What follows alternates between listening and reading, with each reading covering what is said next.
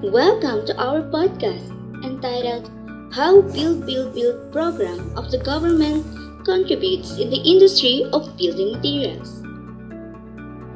Are you familiar in build programs of the government? Did you know what are the contributes of build program in the industry of building materials? Well, if not, this podcast will help you to gain some information about it. Just listen and be knowledgeable in a few minutes.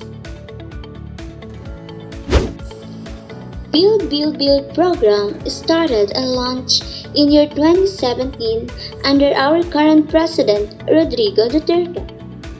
This program aims to usher the said golden age of infrastructure in our country. Build also involves a number of select and highly strategic infrastructure projects as well as thousands of similar projects and logistics improvements all over the country that will raise productivity dramatically. Let's talk about structure and oversight of build programs. The Construction Industry Authority of the Philippines, a state agency chaired by the Secretary of the Department of Trade and Industry, regulates building in the country. Board members include the Secretaries of the Department of Public Works and Highways, the Department of Transportation, and the Department of Labor and Employment. Flagship infrastructure projects under Build are reviewed by the National Economic and Development Authority, which is responsible for overseeing broad economic strategy. Many large build projects fall under the remit of the DPWH as it oversees the construction and maintenance of roads, bridges, and waterways. The DOTR, meanwhile, handles rail and airport projects, and the Basis Conversion and Development Authority is responsible for mixed-use developments at former U.S. military facilities. These include construction of high-capacity commuter service railways, a subway, flood control and management facilities, roads and highways, airports, and new cities. The Build program public infrastructure expenditure from an average of 2.9% of gross domestic product during the Aquino regime to about 7.3% at the end of the Duterte administration. This will cost around 8 trillion pesos to 9 trillion pesos from 2016 to 2022 to address the huge infrastructure backlog in our country. Some of the project of Build program is to construct a new passenger terminal building to accommodate 8 million passengers per annum, as well as the construction and installation of all required associated facilities, both landslide and airside, to support the operations of the Clark International Airport. The new Clark City Food Processing Terminal and International Food Market is envisioned to be a stock exchange of fresh produce and processed products.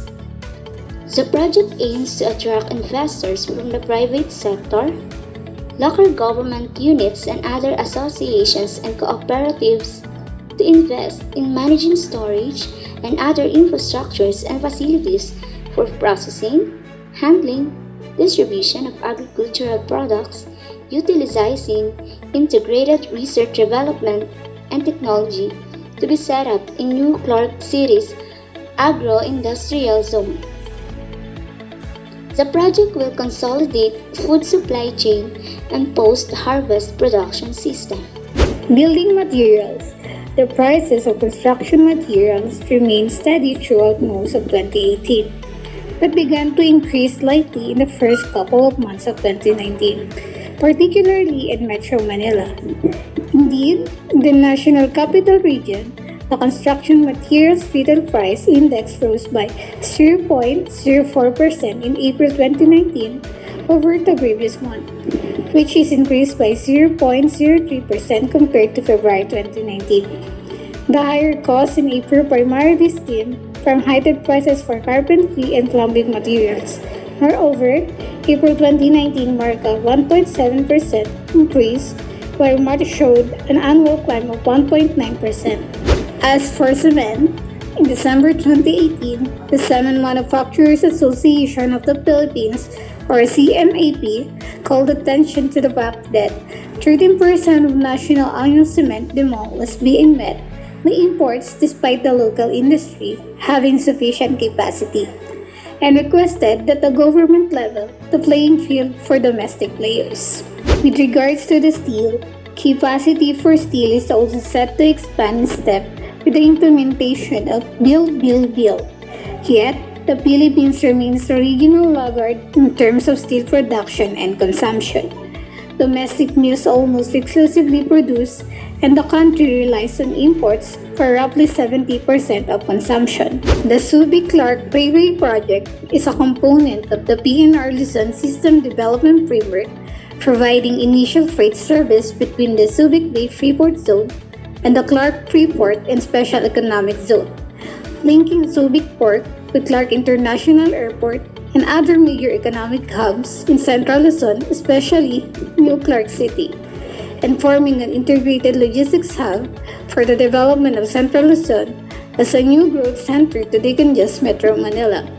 At the end of the day, Build, Build, Build program is not all about building bridges and airports, subways, but this project also aiming to make the lives of people more easier than before, and also to make everyone has to be more productive in terms of the program being done by the administration.